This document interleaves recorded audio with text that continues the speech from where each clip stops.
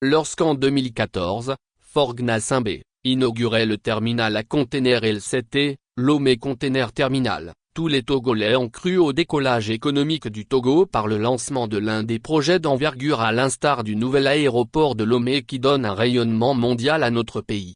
Allant à contre-courant des objectifs de nos autorités et du travail de titan effectué par ses prédécesseurs qui ont travaillé dur depuis la phase projet jusqu'à la mise en exploitation de ce terminal qui fait la fierté du Togo, le Libano-Belge, Raïd Bao depuis son arrivée au Togo, a érigé en règle de management le harcèlement et les pressions morales, le chantage, le népotisme, la xénophobie, le racisme, les conflits d'intérêts et le transfert illicite des dividendes comme mode de gestion de la plateforme. En effet, même si on peut lui reconnaître le mérite d'avoir fait augmenter significativement le volume de traitement des conteneurs manutentionnés et de cela au prix de nombreux sacrifices des agents d'opération, M. Raïd Bao se comporte en ayatollah venu pour émettre des fatwas et LCT.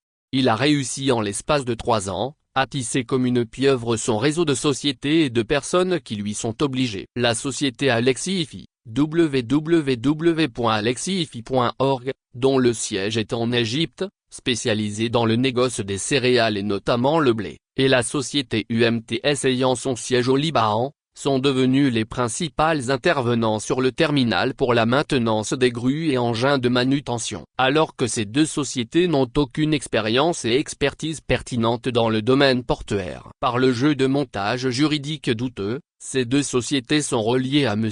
Raïd Bao. Elles livrent et surfacturent les pièces de rechange et les services jadis livrés par la société Pasico et Ltd dont M. Raïd Bao n'a pas hésité à résilier le contrat alors que celle-ci a toujours rempli ses obligations contractuelles. N'ayant pas de personnel compétent, les sociétés Alexiifi et UMTS font recours aux employés togolais payés par LCT alors que celle-ci facture les heures de travail à LCT. Pour exécuter ces basses besognes, M. Raïd Bao a nommé au poste de DGA son compatriote le Libanais M. Youssef Mazri pour coordonner toute cette organisation douteuse pour asseoir son emprise xénophobe et sa mainmise sur le terminal. Alors que le poste de DGA n'existe nulle part dans l'organigramme de LCT. Il a également recruté comme soi-disant consultante, et experte aux achats, Madame Grace Yachouchi épouse du directeur technique de LCT M. Bernard Abou tous deux Libanais. Il est aisé de comprendre le travail de cette équipe au relent mafieux qui démontre à suffisante les nombreux conflits d'intérêts. Sans aucun motif valable et pour des raisons fallacieuses, M. Raïd Bao n'hésite pas à écarter toute personne ou société togolaise pouvant constituer un obstacle à ses plans de pillage financier systématique. Ainsi, il a procédé au licenciement sans motif valable et sous des pressions et chantage, des sieurs Isaac Benhal, Gaël Adjano et Paulin Komito-Biero, tous trois, des cadres togolais ayant chacun au moins 10 années de service. Et ceci, du fait d'avoir refusé de se soumettre aux diktats de M. Raïd Bao et de son réseau. Plusieurs agents qui se comptent par dizaines, subissent du chantage au licenciement, le harcèlement des pressions morales et psychologiques. Ce qui est contraire au code de travail. À l'heure où nous mettons sous écrit cette information, la situation de certains agents d'un service de la direction technique subissent des harcèlements et des chantages au licenciement. Ces derniers sont contraints à signer une pétition en faveur de M. Raïd Bao, leur bourreau, son maintien au poste de DG de LCT dès qu'il a senti qu'il est sur un fauteuil éjectable. Cette pétition devrait être envoyée à la société TIL maison mère de la LCT basée à Londres. Tous les prestataires locaux ont maille à partir avec M. Raïd Bao et ne trouvent aucune grâce à ses yeux. Messieurs Youssef Mazri, Bernard Abou et son épouse Grace Yachouchi ont pour mission de blacklister, bloquer et empêcher systématiquement l'émergence et le développement de la sous-traitance locale.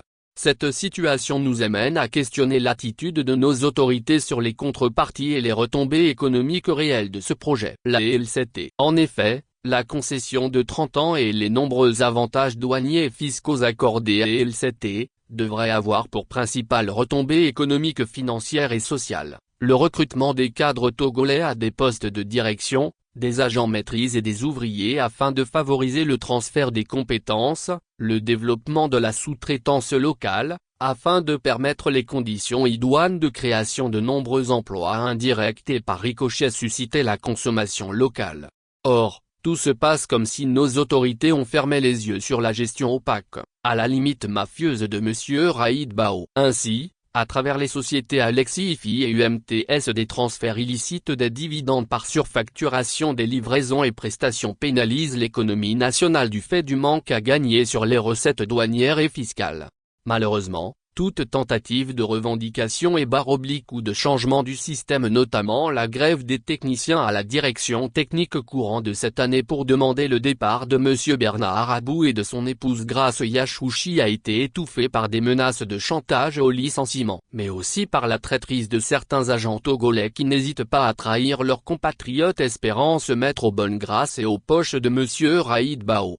Selon nos informations, le départ imminent de M. Raïd Bao, annoncé pour le 16 décembre 2024, donne l'occasion aux autorités de notre pays de reprendre la main sur cette société et d'être regardantes et exigeantes sur la gestion en imposant une participation au conseil d'administration, d'être regardantes au traitement qui est accordé à tous les employés togolais et non de choisir un corps de métier et défavoriser les autres comme cela se pratiquait aujourd'hui. Il faut que nos autorités veillent à la réintégration des agents abusivement licenciés, démanteler les réseaux douteux mis en place par le sieur Raïd Bao, mettre un accent particulier sur la part réservée aux prestataires locaux afin de favoriser la création d'emplois indirects et le transfert des compétences ainsi que la sous-traitance locale.